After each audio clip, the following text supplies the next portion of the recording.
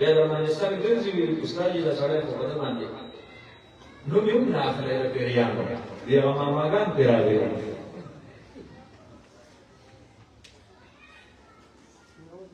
د قرآن کریم په تلاوت کې الله ډېر خیرونه کېښودلي دلته ځوانان ټوله زما ناست دي سپین ږیري مشران ناست دي زه درخواست درته کومه په خپله د قرآن کریم څه نه څه حصه تلاوت کوئ او خپل بچي په مدرسه کې داخلوئ چې ستاسو په کور کې یو نه یو ژبه کم از کم د قرآن کریم تلاوت کوونکی قرآن خان راځي مالدیپ زمون په دې جنوبي ایشیا کې یو جزیرو باندې مشتمل دی ټولې جزیرې دي د دریاب په منځ یو جزیره دلته بله دلته بله دلته بله دلته په دې 1200 جزایرو کې 200 جزیرې داسې دي چې باندې کې عموما خلک آباد دا مالدیپ ټول په ټوله بت پرست تاسو ته پته شته دی د دې د اسلام سبب د یو حافظ قرآن تلاوت جوړ شوی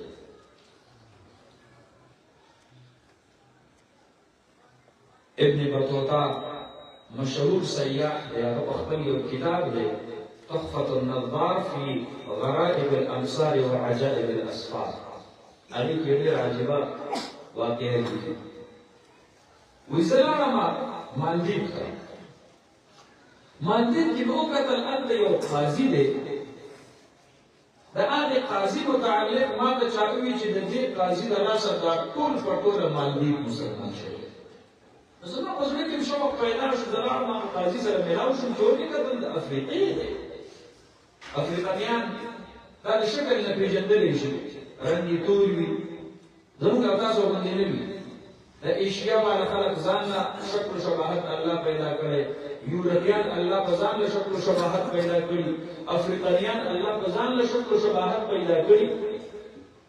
فرمایي هغه قاضي متعلق مې تپوس وکړو دا خو د افریقې دی دی په مالدیپ کې د مسلمانانو جنګ څنګه جوړ شو ما ته یې وویل چې دا پرېږدو دا پوره مالدیپ د ده د برکته الله مسلمان کړی نور حیران شو د دغې قاضي حافظ قرآن نوم دی شیخ ابوبکر بربری رحمت الله علیه بربر دا په حبشو کې په افریقا کې یو قوم فرمایي دی په تجارتي سفر باندې او په مالدیپ کې دی یو بوډۍ وه د ده شناخته وه بیټک ته راوستلی د شپې د بوډۍ د کور نه د ژړا آواز شو ده دروازه وډبوله ابۍ خیر دی ابۍ ورته وویل چې زویه زما لویه بدقسمتي راوخته ورته ولې یو کېږي زما خسنی راخته څنګه دې خسنی راخته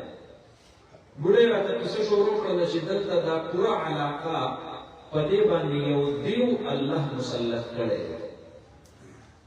هغه دیو په هر میاشت کې د دې علاقې نه یو مړی غواړي نو مړی به څوک وي نارینه نه زنانه پیغله ناواده کړې په ښایستهو کالو کې مزینه او ښایسته هغه فلانکۍ بتخانه کې د ساحل سمندر د دریاب په غاړه باندې بتخانه ده ماښام نه یې هغې کې کینو او چې سحر راځو بس هغه زنانه مړه پرته وي بس هغه اوچته د دې دپاره موږ په قومونو خزنې ولو په قوم کې بیا په کورنو خزنې ولو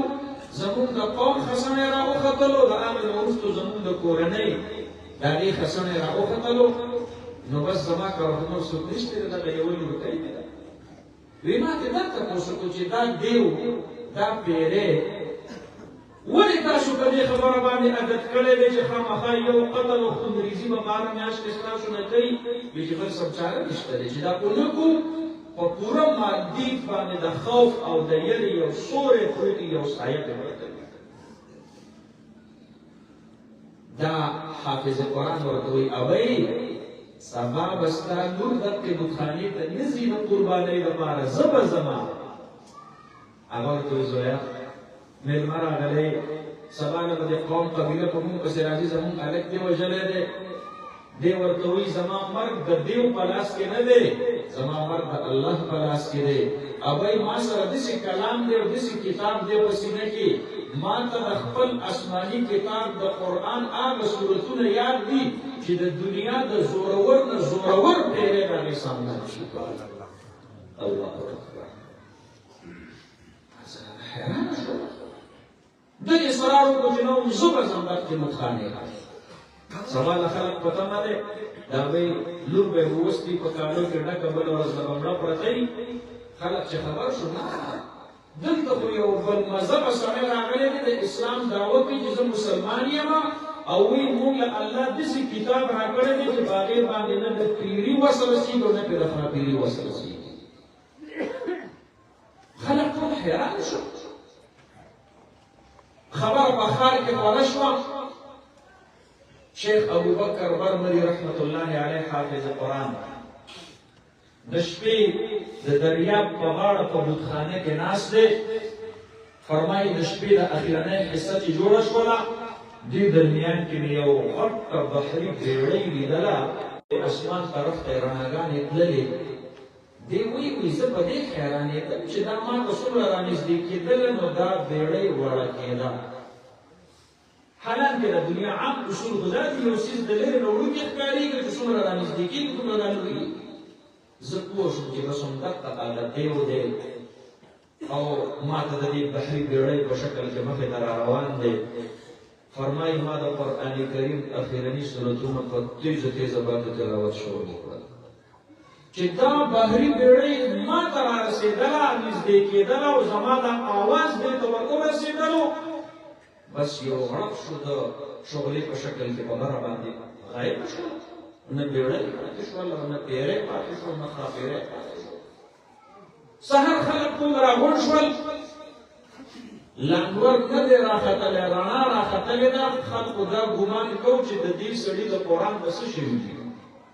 ده چې دا کومه دعوه کوله چې زما سره د اسماني داسې کتاب ده، د ده به څه شوي وي. څه حال به وي، څه حشر به وي. زمونږ د پیرۍ چیلنج کړی.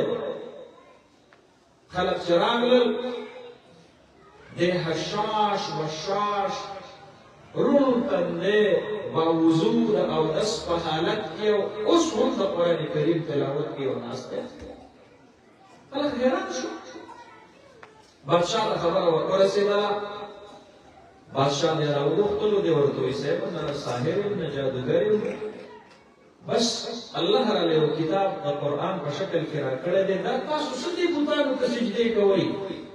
ځان پرې غرق فرق کوه. راځئ یو الله ته سجده ریز شئ، الله به مو د دې ټولو آفتونو نه محفوظ او مامون کړي. خلک متاثره شو چې ما ته مونږ ته ښکارېږي چې د دې افریقې والا سړي دا خبره ټیک ده. دا مونږ د بوتانو ته سجدې کوو، په بتخانه کې رانه رشوت غواړي او یوه زنانه په کالو کې ډکه قرباني کوو. دا بوتان ورته څه نشي ویلی چې دې ماشومې څه ګناه کړی. بادشاه ورته وایي یو میاشت ټایم دی در سره، میاشت پس به بیا په وړاندې تاریخ باندې ته دغې بتخانې ته ځې چې د دې آفت نه تا مونږ خلاص کړلو. دا ته چې په کوم دین باندې یو همدغه دین مونږ قبلو او دا ته چې کوم قرآن مونږ ته وایي او په دغه قرآن باندې در سره مونږ ایمان راوړو. فرمایي میاشت دی راغلی په تجارت دی. کله کله د تاجرانو نه الله رب العالمین د دین لوی کار اخلي. د دین اسلام چې څومره خور شوی دی، اکثر او بیشتر مسلمان تاجران تللی دي، خلکو د هغې اخلاقو ته کتلي دي، د هغې معاملاتو ته یې کتلي. یاره ستاسو دا دین خو ډېر ښکلی دی. نن سبا چې د مسلمان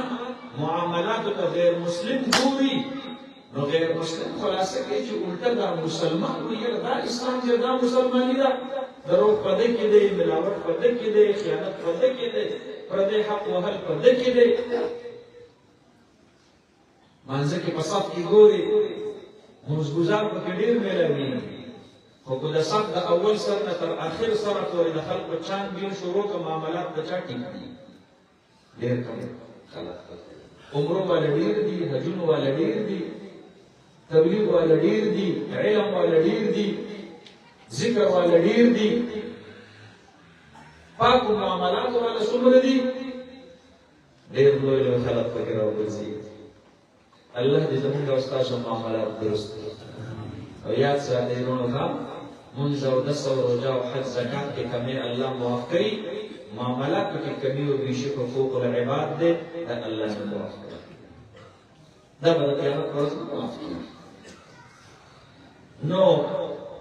هغه د افریقې نه راغلی حافظ قرآن د هغه د تجارت لپاره راغلی مالدیپ ته میاشت تېره شوله میاشت بعد بادشاہ خلکو ته پیغام ورکړو خسړی مه ولئ د دین مسلمان دا اسلام ګورو د ده د قرآن دا زور لږ ګورو دا رښتیا ده ورته یې بلکل دلته ما ته چیلنج قبول دی بیا په شپه باندې لاړ شو د میاشتې وړاندۍ شپه ده دغه شپه د دیو چې کوم دی نو راتلل دي ده د قرآن کریم تلاوت شروع کړو باوضو نه د قرآن د تلاوت مخې ته دیو راغی او نه پیری راغی او نه ښاپیری راغی سهار شو حشاش بشاش خوشحاله بادشاه سره د وزیرانو په خپله باندې راغی او چې دی ژوندی وکتلو تیره میاشت روغه تیره شوله په خلکو باندې نه پیسوره شته نه روب شته نه خوف شته نه یره شته بادشاه ته حقیقت معلوم شو چې یاره د افریقې نه راغلی حافظ قرآن دی چې د کوم دین دعویدار دی دا دین هم ټیک دی کوم رب ته چې سجده لګي دغه الله واحد لا شریک هم ټیک دی دا د کوم کتاب چې تلاوت کی دا کتاب هم ټیک دی بادشاه خپلو ټولو وزیرانو ته وویې اول زه کلمه وایم بیا را سره تاسو ووایئ او بیا یې په پوره جزایر مالدیپ کې اعلان وکړو 1200 جزیرو کې چې څومره هم ګرجې وې څومره هم بندرونه وو څومره هم بتخانې وې ټول په ټوله غیر مذهبه بادشاه حکم وکړو د نن نه وروسته به په مالدیپ کې د یو بت عبادت نه کېږي یو بت ته به سجده نه کېږي الله واحد لا شریک به رب بنو ټول جزایر مالدیپ مسلمانان شو بادشاه حکم وکړو چې په کوم ځای کې هم بتخانه ده بت پکې ولاړ دی نسکورې کوي ورتاوې کوي په کومو ځایونو کې به چې د بت پرستۍ دپاره ږنټۍ به جاوېدلې په هغه ځایونو کې د الله اکبر اذانونه شروع شو د قرآن کریم تلاوت مه پرېږدئ وروڼو